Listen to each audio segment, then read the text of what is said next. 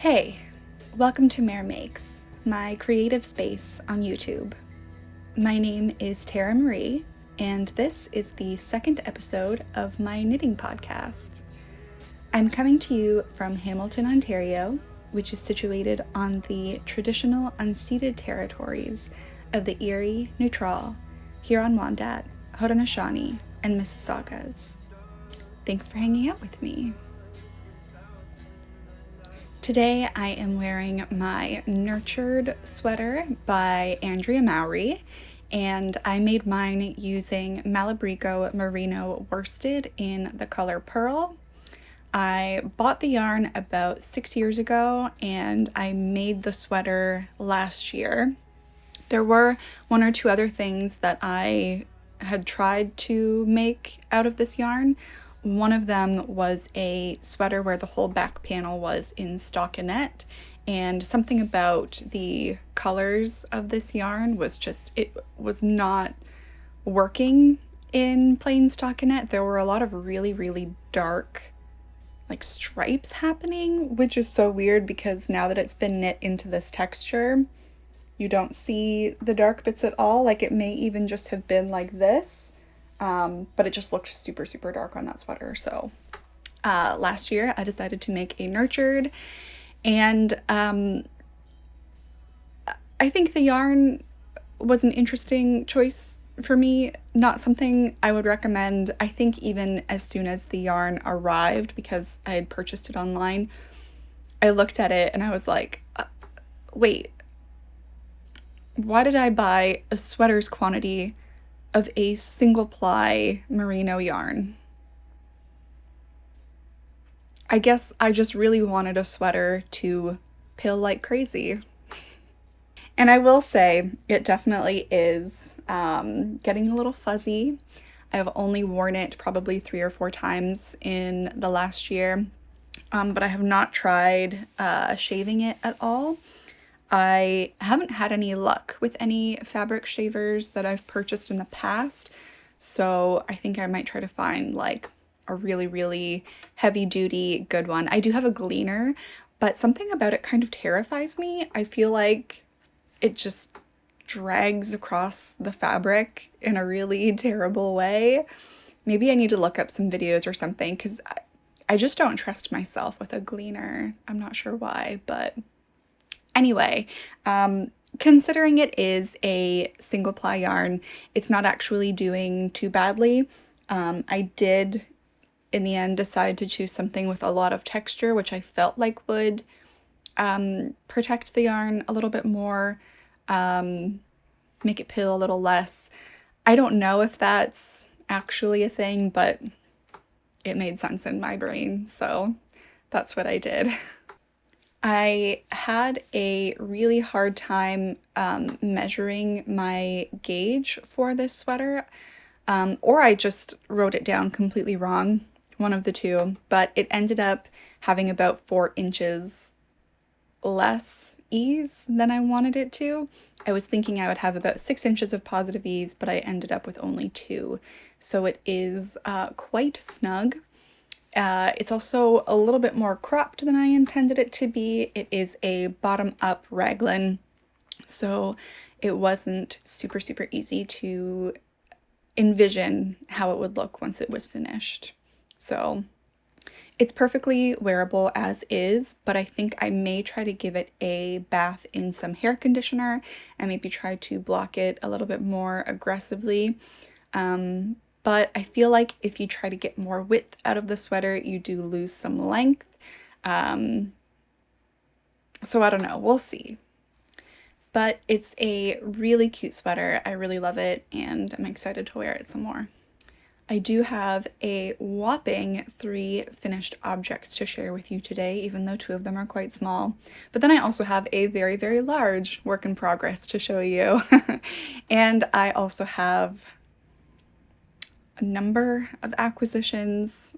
I think what I'm going to do is I'm going to split up my acquisitions over the next few videos, because I went on a little bit of a rampage, and to talk about all of them in this video I think will make it too long. I've basically completed all of my yarn shopping for the entire rest of the year, so We'll spread that out a little bit, I think. I will start with my smallest FO, which is the SOPHIE scarf. I'm sure you've seen a million of these lately, but yes, it is the SOPHIE scarf by PetiteKnit, and I decided to make mine using Sweet Georgia Tough Love Sock in this color Black Plum. The pattern does call for a DK weight yarn, and this is of course a fingering, but I didn't change anything. I kept the same needle size. The only thing that I did change for this was I took out one of the increase, decrease sections just to make it a little bit shorter, and I also knit the small size. I was really excited when I saw this pattern because I have this little cotton like bandana or handkerchief that I really love to wear up in my hair and around my neck, so I thought it would be fun to have a knitted version of that as well. And the cotton one, I love it, but it's a little bit stiff, so I thought it would be nice to have one that's like super drapey and airy. And I did find this pattern surprisingly difficult to keep track of. The pattern itself is very simple and very clear, but I had a really difficult time counting my rows, I suppose. I don't know why. I couldn't see where my increases were, and so I ended up using like a little clicky counter, which was a little bit annoying and not as portable as I would have liked. I do have a second SOPHIE scarf in the works, so I figured I would just show it to you now.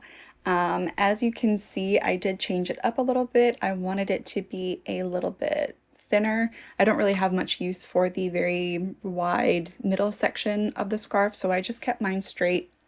And I also really wanted something that was a little bit more mindless. I didn't want to have to count any rows, count my increases or decreases or the stitches I had left on my needle.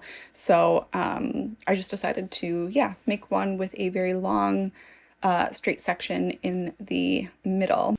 I worked on this one a lot during my boyfriend's birthday dinner that we had with his family in a restaurant.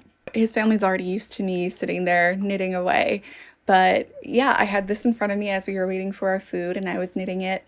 And my boyfriend's little brother turns to me and he goes, "Are you making a thong?" Just knitting a thong at the dinner table. When I first saw the SOPHIE scarf pattern, I was desperate to make a red version. And for the life of me, I could not find just like a relatively cheap, solid red yarn in anything between like fingering to DK weight. There was nothing at my LYS. I only have one. I'm lucky to have one. But they had nothing there. And I also couldn't find anything online that would get to me in a reasonable amount of time. And I was just really itching to make one. So that's why I made the Black Plum. But then I still wanted the red one. And I remembered that probably in like 2009, 2010, I bought this Cascade 220 Sport. I can't remember if it is superwash or not. I feel like it probably is. I haven't looked into it fully, but I feel like they've changed the way that they do their sport weight yarn. I feel like it's, I don't know the technical term, but it looks kind of wavy now, like the plies are different. So I don't know if you can still purchase it like this, which is really upsetting because I also have like a sweater that I want to rip out and add some more to, but I don't think I'll be able to find the yarn. But anyway, when I first purchased this, my intention was to make a hat that I saw in a film.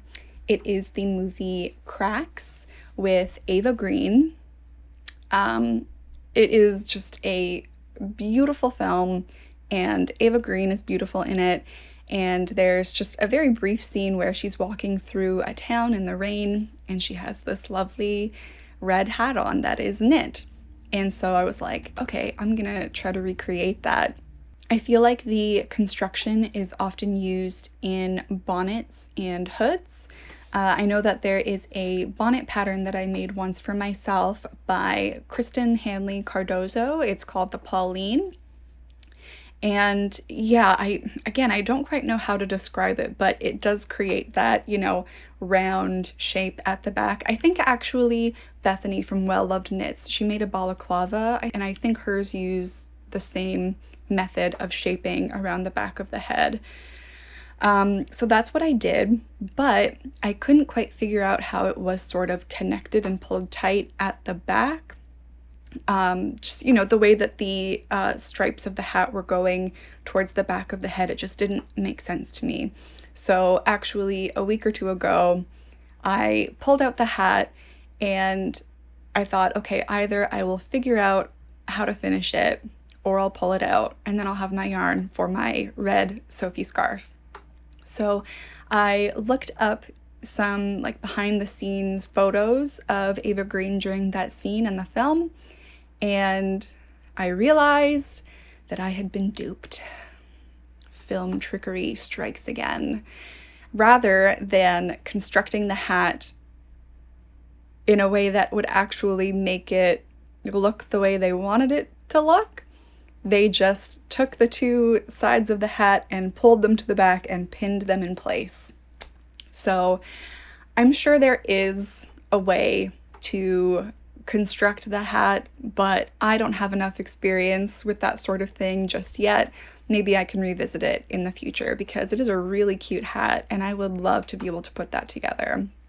So in the meantime, I pulled it out and now I can make a nice little Sophie scarf. I do also want to say that film, Cracks, is probably like one of my favorites.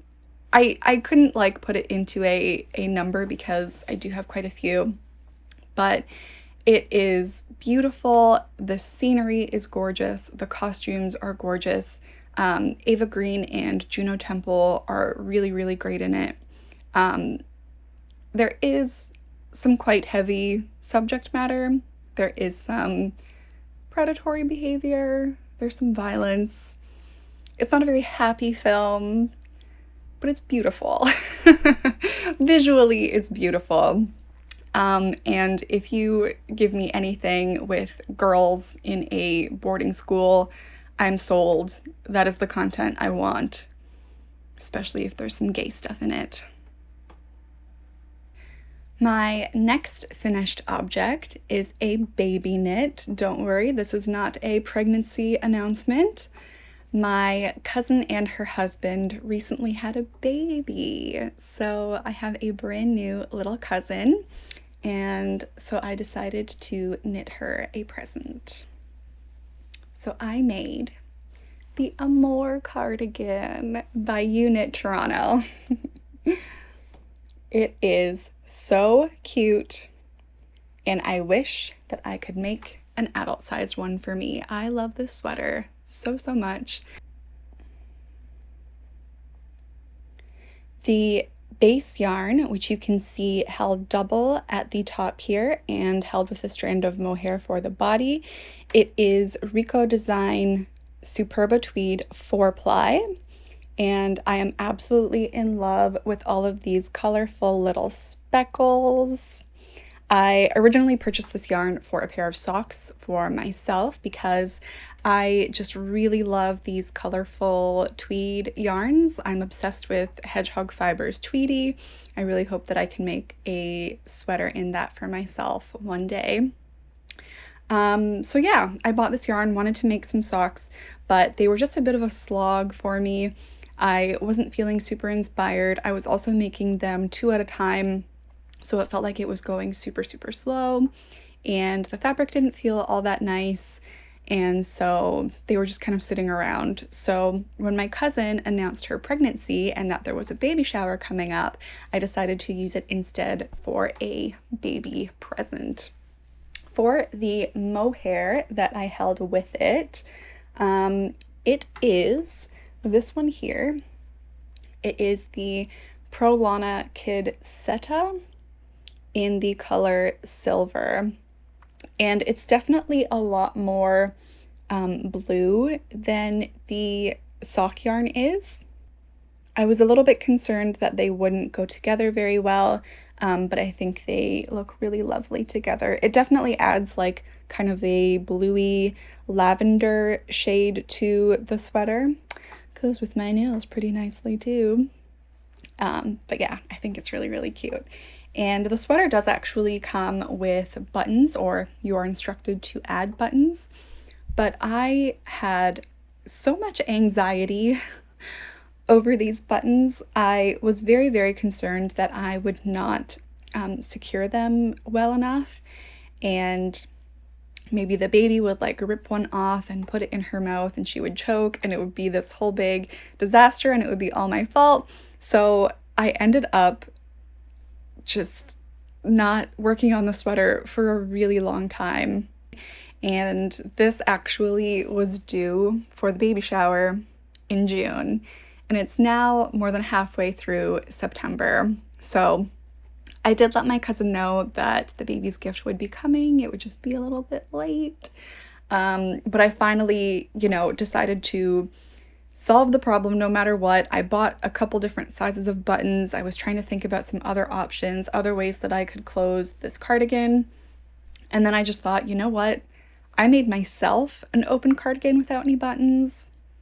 Maybe it'll work for the baby too. Just remove all the stress of having to figure out these buttons, how to figure out a closure, and I'll just leave it as is. So hopefully that does work out well enough for the baby. I think that it will. But I don't know anything about babies, so we'll find out, I guess. Like I said, the pattern is by EweKnit Toronto. It is a free pattern, I believe, and yeah, it's just like a very easy, cute little circular yoke cardigan. I love that there are some sections where your base yarn is held double for the ribbing, and then unless I just made this up in my head, I think there are some parts where you do hold both yarns together for some ribbing as well. You can also fold up those little cuffs. Oh, so cute. I love it. The sock yarn that I used, the Rico Design Superba Tweed 4-ply, it is machine washable. I believe there is both acrylic and nylon, if I'm not mistaken. The mohair, though, of course, is a little bit more delicate, and I was a little worried about sending this as a gift to someone to have to take care of.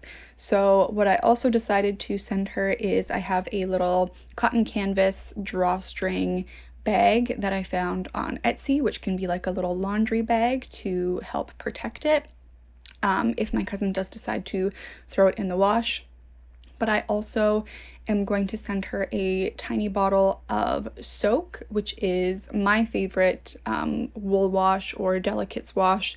I also use it for like bras and anything else that is kind of delicate and I don't want to throw into the washing machine. It is a no rinse wash, so I thought it would be nice to be able to send her something where she can just throw this into a bowl of water, put in some soak, leave it for a little while, and then just lay it flat to dry. Hopefully that will be easy enough for her. It is her first baby, so I'm sure she is very, very busy. My next finished object was 100% complete until last night when I ripped out several inches of a sleeve. It is the DRK Everyday Sweater by Andrea Mowry, which I mentioned in my last episode. So it is like 98% finished. All I have left is this. And the reason I pulled out some of this sleeve is that while knitting this, I was not as meticulous as I prefer to be. When I knit sleeves, you know how patterns will usually say when you begin your sleeve decreases, they'll say, knit for an inch or an inch and a half, perform your decrease, and then continue on. For my first sleeve, that is exactly what I will do, and I use removable stitch markers to mark every single decrease that I make.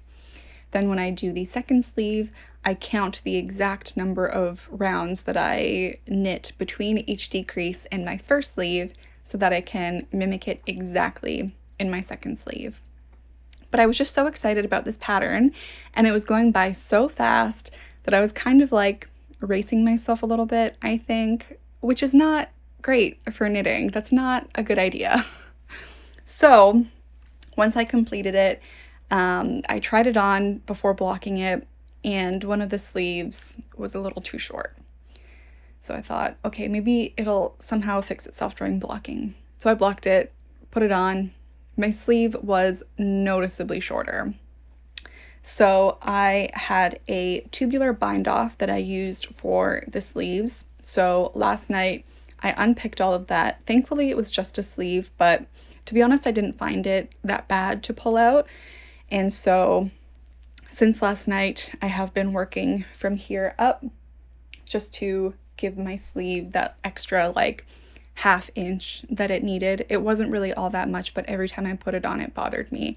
And to be honest, I wish I had made my sleeves a little bit longer in general. I do quite like to have a long sleeve, but I do think the sleeve length on this sweater, it's quite convenient. Like they won't get in my way. It'll be perfect for like typing and using the computer. So yeah, once I have like 2 more rounds of knitting to do before the tubular bind off. And I have to say, I absolutely love tubular cast on and tubular bind off. I'm sorry, I just do. I know so many people really hate it, but tubular cast on I find to be so fast. It is so much fun. I'm just like, oh, it is great. I love it so much. It is hard when it sort of like begins to spiral around your needle, but I don't know. I just love it. And I love the way that it looks. And I also find tubular bind off to be very meditative. I find that when I begin doing it, I'm like, oh God, like this is gonna take so long. I just want to be able to do a regular bind off and have, you know, the hem of my sweater done super, super fast. And then I can feel productive and accomplished and like, yes, I just finished this. But once I do a few minutes of the tubular bind off, I'm like, oh, this is actually really nice. I like this. And I know that a lot of people really hate it. I'd like to know why that is. I feel like I'll need to start asking people why they hate it so much. I find personally that when I have an edge that is like a 2x2 rib and you need to rearrange your stitches in the last 2 rows to make it 1x1, that's the part I can't stand. I hate having to rearrange stitches on my needle. It's just so like finicky and annoying, and I don't know if anyone else has this problem, but I always get like a really elongated stitch and it ends up looking sort of like I sewed it with like a running stitch or something. Yeah, just these like very, very pulled stitches when I began rearranging stitches on my needle. But when it comes to like the actual sewing part, I really love it. And I don't know if everyone else does this, so I figured I would mention it just in case other people don't. But if you've done it before, I won't describe the actual process, you can look it up, but it's quite similar to something like Kitchener stitch, where you you have to go through knitwise or purlwise, pull all the yarn through, go to another stitch somewhere, do it either knitwise or purlwise and pull it all through, and like there's this whole sequence that you have to remember, and there are 4 main parts to it after you complete your setup stitches. And so you do also have to use a like quite long piece of yarn if you have something like the bottom of your sweater where it's like a wider circumference. So what I like to do is combine those steps. So rather than doing step 1, pull all the yarn through, step 2, pull all the yarn through, step 3, step 4, what I will do is I will do step 1 and 2 at the same time on my needle. So put the tapestry needle through step 1 through step 2 and then pull the yarn through, and then do the same for step 3 and step 4. I feel like that saves a lot of time and also a lot of energy. Yeah, I feel like that makes it a lot better So again, I don't know if everyone does that, but if you have not tried that yourself, I do highly recommend it. It makes the process much, much smoother, in my opinion. The sweater, especially after blocking, is of course so delightful and drapey, and it just feels so like flowy and lovely.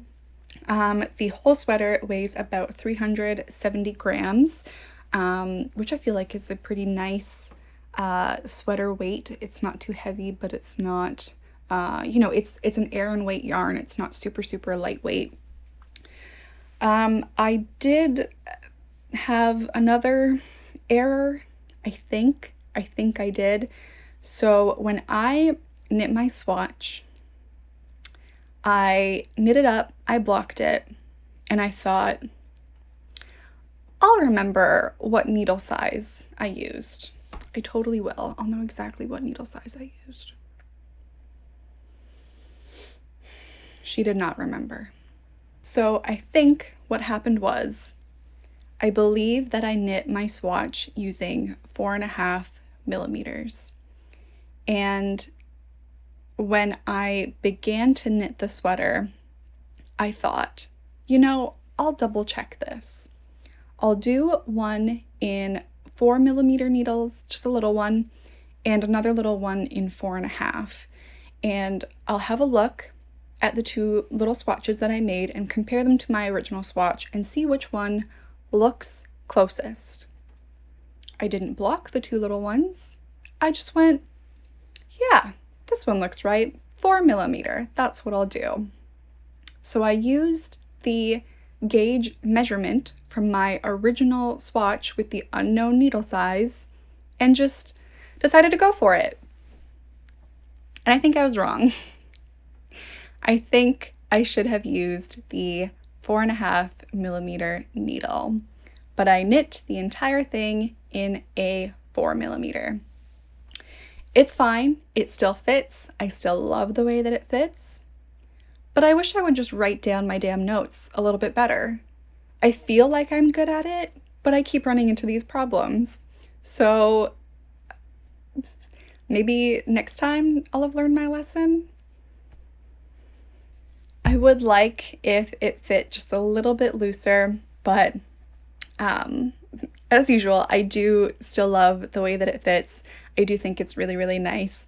I think I'm beginning to realize that I'm more sensitive than I think I am, because when I touch this, like, this just feels so dreamy and so soft to me. I absolutely love it. But then when I put it on, I'm just like, I don't know about this. I don't know. It just gets a little bit too itchy.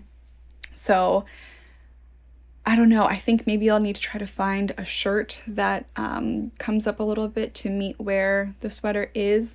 That's actually another thing that I am a bit disappointed with this pattern, is that I had a look through all of the projects on Ravelry, and almost none of them looked the same way that Andrea Mowry's did.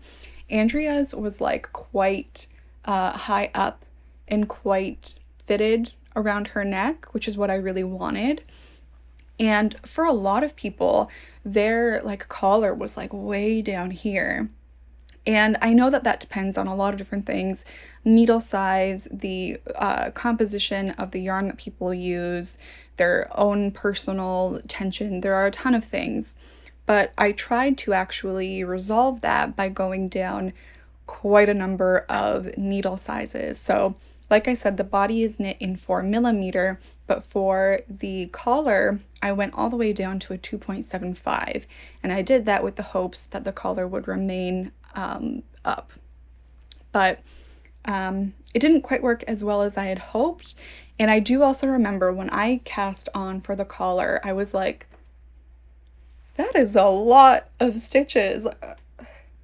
How is a collar that many stitches? And I think really I could have reduced that by quite a bit. So I think if I make one of these again, I will modify that, because it was a shocking number of stitches for a collar. And I understand it needs to go over your head, But yeah, I don't know. I don't know how she got that like nice upright fitted neck. I don't know. Maybe it was just her yarn choice. I do want to try to remember from now on to list the various techniques that I used for each project. So like I mentioned before, I used the tubular cast on, the tubular bind off, and then also for joining my skeins, I used the Russian join. And I thought it would be an interesting time to try that out. I haven't done it before, but I figured since this yarn that I'm using, Cascade Luminosa, it is a chainette style yarn, I thought that would be a good time to experiment with Russian join because you can just put the tapestry needle right through the center of the chain.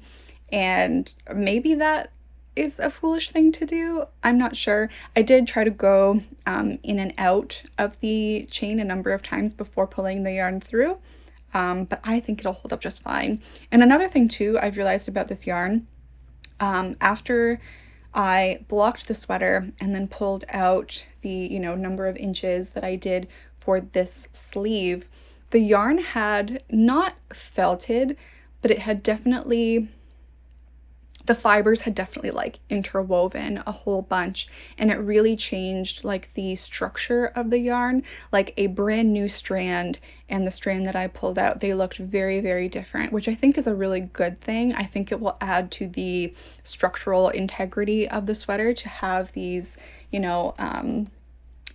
fluffy wool and alpaca fibers, if you can see them, to have them sort of weave in together and tangle up a little bit. I think that will help a lot in the long run. I'm not sure how it will pill, but I will report back. Other than that tiny little red Sophie scarf that I showed you earlier, I only have one work in progress today. In my last episode, I showed you a swatch that I knit using the Fiber Co's Road to China Light in this lovely color Agate. Like I said before, it is a mix of cashmere, camel, silk, and baby alpaca. And as you can see, it is very drapey. It is such a lovely yarn, big fan.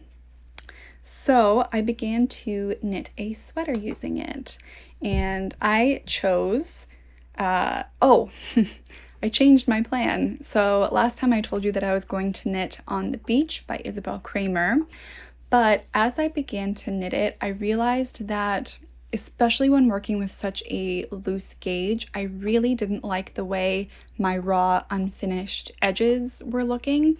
It is something that I personally need to work on a little bit. I just find that my raw edges are not nice at all. And I know I could have gone in to do like an I-cord edge or something like that, but yeah, I just wasn't feeling it. Like I said, especially with such a loose gauge, it just looked really bad. It looked really, really bad. So I decided to knit the MOUSSEUX by Espace Tricot. I knit mine in size 1, which is meant to give a 41¼ inch bust. My gauge was actually a little bit loose for once, so mine should fit 41¾ inch bust. My actual bust is 32 inches, so almost 10 inches of ease. I just blocked it last night just to make sure that the yoke increases would lay flat. I know that sometimes with circular yokes, they can kind of gather a little bit, and yeah, you just kind of get these little like poofy bits, and I didn't want any poofy bits. So yeah, like I said, blocked it last night just to make sure that everything would lay flat, and I think that it does. I think it looks pretty good. But yeah, it is quite wide compared to the sweaters I have in my closet, and certainly compared to the sweaters that I knit. And this pattern does not include any sleeve decreases. It is just a straight sleeve all the way down until you get to the cuff, where you perform a whole bunch of decreases and you get a balloon sleeve sort of action going on. But I decided to do just 2 decreases. So it's just 2 stitches smaller than intended. However, I think with my gauge, it will end up being the correct width around according to the pattern. So I don't know, I may need to go down a needle size. I think because it is a rather mindless pattern, especially now with no waist shaping, no sleeve shaping, it's just straight stockinette right up until the end. I think I will continue knitting it and just see what happens. And who knows, maybe I will end up really, really loving how oversized it is. I do quite like oversized sweaters, so I don't know what it is when it comes to knitting. I just can't make myself consider knitting something oversized. So maybe this will break that curse for me. But I am really enjoying the pattern. It's very easy to follow.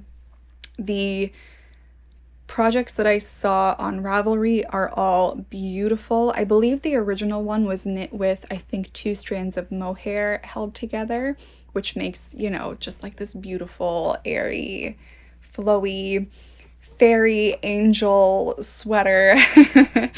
But I'm excited to have it in something a little bit more substantial as well. I think it'll be a nice transition piece. So yeah. In addition to the buckets of yarn that I've purchased for myself recently, I have also picked up a few tools. This one I'm actually very excited about. I went to Michael's the other night because what I wanted to find was some wooden DPNs so that I could snap one of them in half and use that as a cable needle. I know that's a little bit ridiculous, but I've just not been satisfied with any of the cable needles I've seen for sale. They're always very, very long, and I'm not yet confident enough to do cables, especially larger cables, with no cable needle at all. And yeah, they're just so big, and I really don't like it. I couldn't find any wooden DPNs at Michael's. All they had were straight needles made out of bamboo or anodized steel DPNs, so neither of those were going to work. So I had a look at the cable needles that they had, and they just sort of had the standard like plastic neon colored ones that have like the little dip in them to hold your stitches. And I just didn't want that. I actually have a few of those and I never use them. So what I found were these bamboo knitting repair hooks. And as you can see, it's sort of like, it's tapered like a knitting needle at the bottom, and then it is like a crochet hook at the top. And these do come in 2 sizes. There's a 3.5 millimeter and a 4.5 millimeter. And they are still a little bit long, but they're not nearly as long as the cable needles I usually find. And I was very, very tempted to purchase the cable needles made by Lantern Moon, simply because they are black, and I think that's really cool. I love sort of unexpected fiber arts tools. I think a lot of things, especially in a place like Michael's, still have that sort of like grandma chic look, and I'm just not into that personally. So every time I look at Lantern Moon, I'm like, oh god, it's just so nice. I love those black needles, but their cable needles do also look quite long, so I'm happy to have found these, and also these were a lot cheaper, so hopefully these work out for me with cables. I also picked myself up a project bag. It is actually supposed to be a lunch bag. It has that sort of like oilcloth interior, but it was like $5 or $6. I saw it at a Miniso store just at the mall, and I just thought it was so cute, and I had to have it, and I feel like it would just fit a tiny little project, or you know, if I'm swatching and I also have to carry around a big ball of yarn, it would be good for that too. So yeah, I love this. I did also buy one more bag, and it was certainly a little pricey, but I figured it was sort of my last chance and I had to. This is, of course, the giant tote bag by Fringe Association. And if you're not familiar with the Fringe Association, they were a business run by Karen Templer, I believe is her name. She is a knitting designer, and she also did a lot of like tote bags and project bags and little notion keepers, and she sold tools, and they were all just very, very pretty and super high quality. I used to see her project bags all over the place and definitely coveted one, but I can't really afford handmade bags at this point in my life. But I just needed to get that tote bag. I love it so much, and I've been wanting it for a really long time.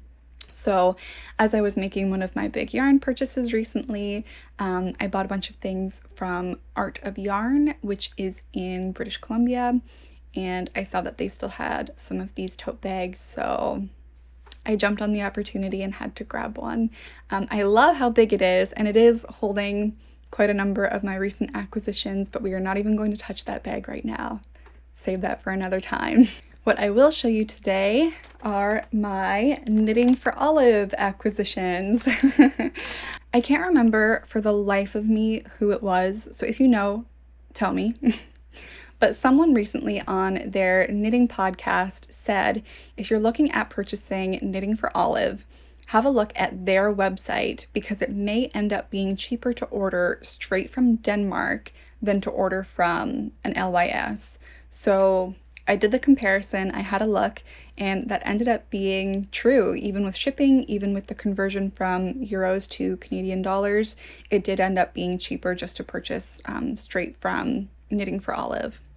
So I picked up 3 different kinds of yarn, and I'm super, super excited.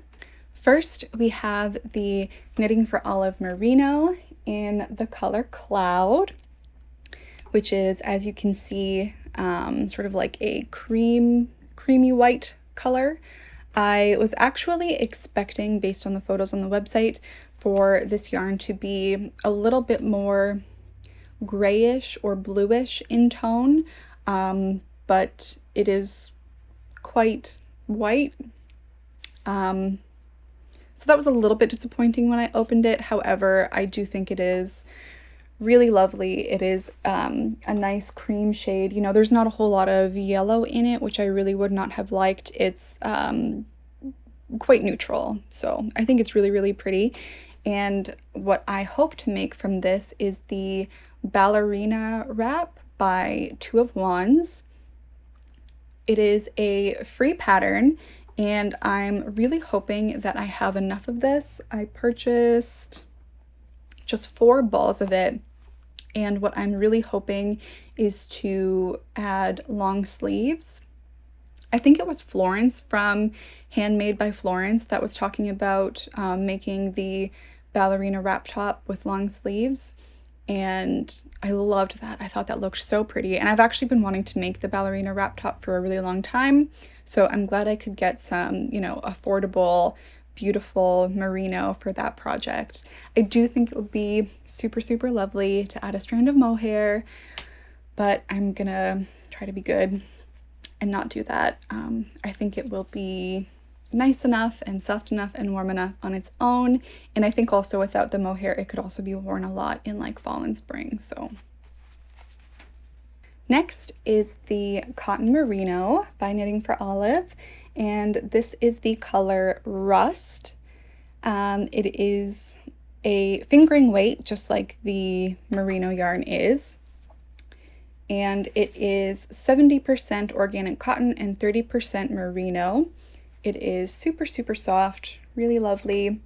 I feel like it actually looks more vibrant on camera than it does in person. It is a little bit duller than I was expecting it to be, but I still really love the color. I think it's really pretty. Maybe one day I'll find better descriptive words to use, but not today.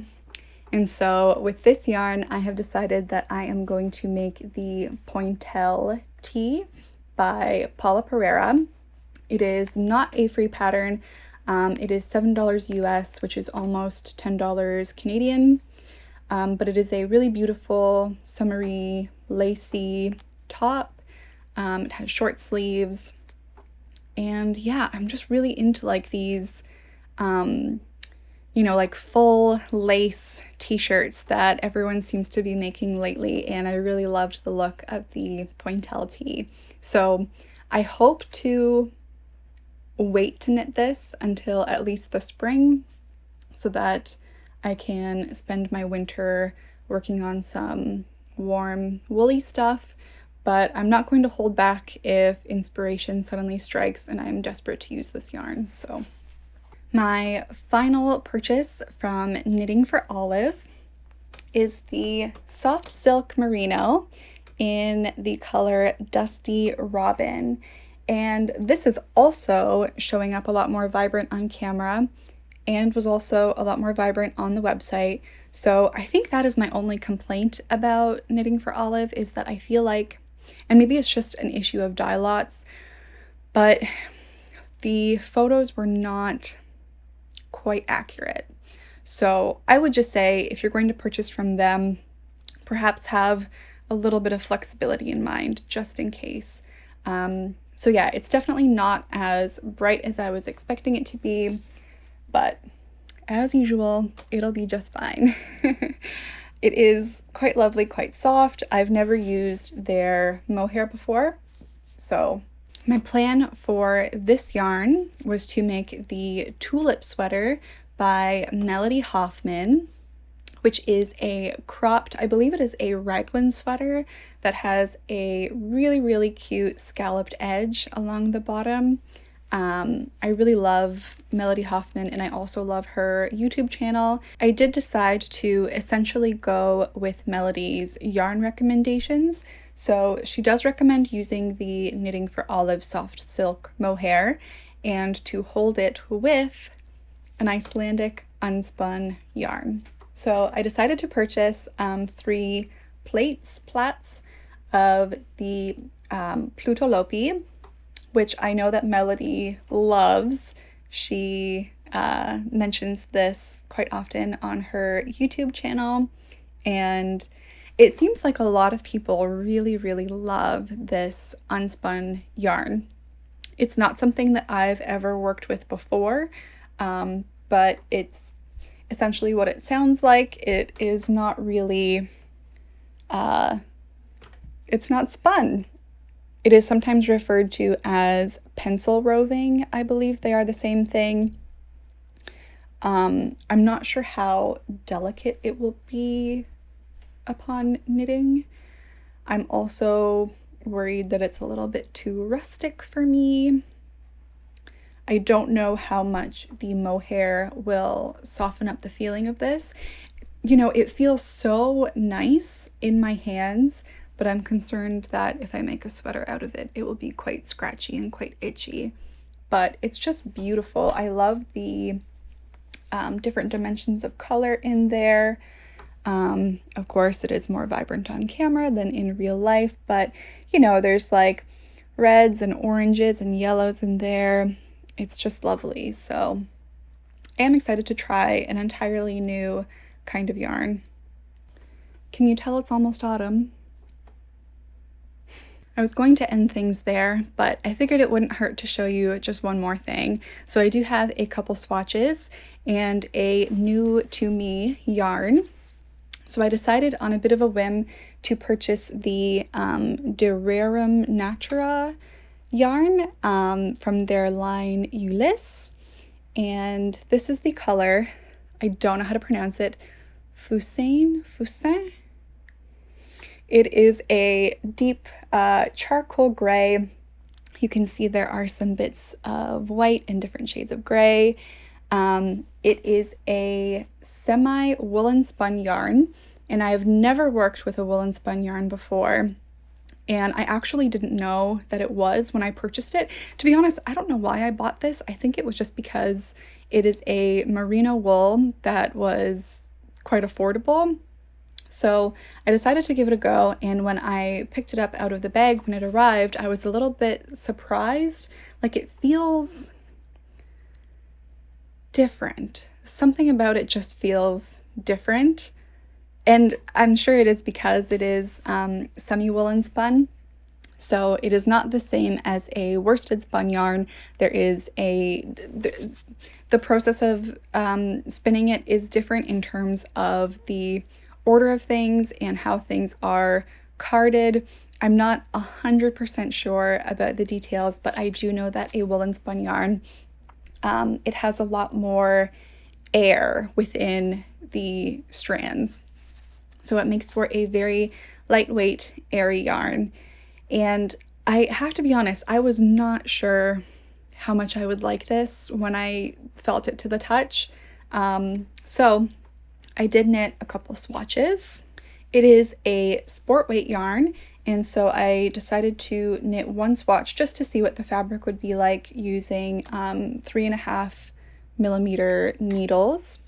And I actually thought that there wouldn't be very much stitch definition at all because it is such a it's almost like a fluffy yarn, but it's actually pretty good considering.